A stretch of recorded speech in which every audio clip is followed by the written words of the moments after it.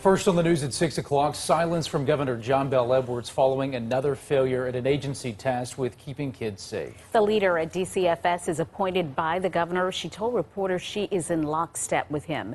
Tonight, calls for her resignation are growing louder, and so are demands for the governor to address this latest problem. Our chief investigator, Chris Nakamoto, looking for the accountability. Sylvia, Michael, we have spent 2 days now asking if the governor had anything to say about this latest death or calls for leaders at DCFS to resign. So far, nothing. That silence from the Capitol is the latest frustration for lawmakers who say something has to change at the agency they say is troubled.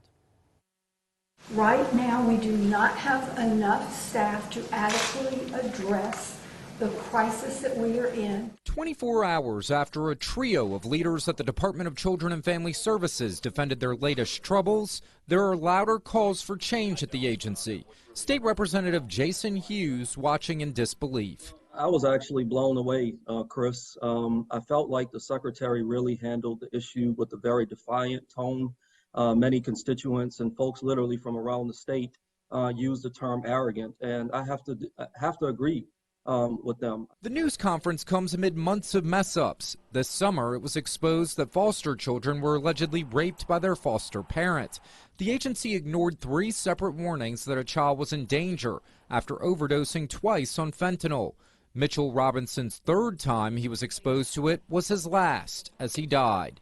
DCFS did nothing to help him. That within itself is really almost criminal. I mean, within itself, because that was complete negligence. That was negligence. Then it happened again. Another child, Jari Paul, died after being exposed to fentanyl. Paul's mother was locked up on a marijuana charge in Texas, and she says he died while in his father's care. DCFS once again aware of this case, but failed to act in time. DCFS cannot move forward without adequate leadership. Leadership matters. And the secretary has proven that unless she has the feet under her fire from the legislature, she did not begin making internal changes until the Senate started having a series of hearings. I think we need a new pair of eyes on DCFS, Secretary Walters, as well as Assistant Secretary Hodnett, and probably others, but starting with those two, need to resign immediately. That is the only way the agency can move forward. Over the summer, DCFS was called to the Capitol to answer for their repeated screw-ups that have destroyed lives. State Senator Katrina Jackson flabbergasted at how these problems could keep happening. It's horrific that we would miss it once. It's inexcusable, and I know that you guys weren't assigned any case that we may or may not be talking about, that we miss it again.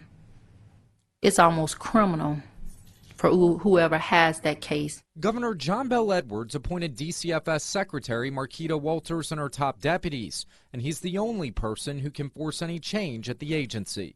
Typically, Governor John Bel Edwards' office is very responsive to questions from the media.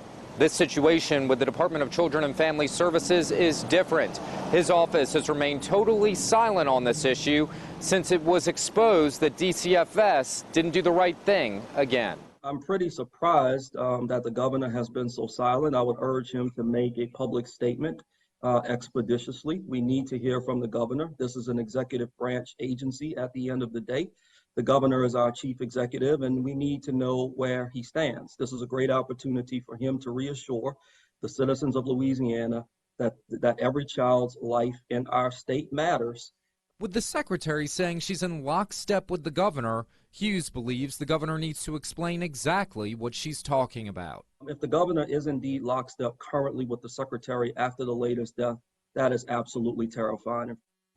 Employees at DCFS tell us things were eerily quiet there following the news conference. Leaders blame their problems on an exodus of staffers charged with keeping kids safe. Edwards appointed Walters to head up DCFS when he became governor in 2016. Michael? Chris.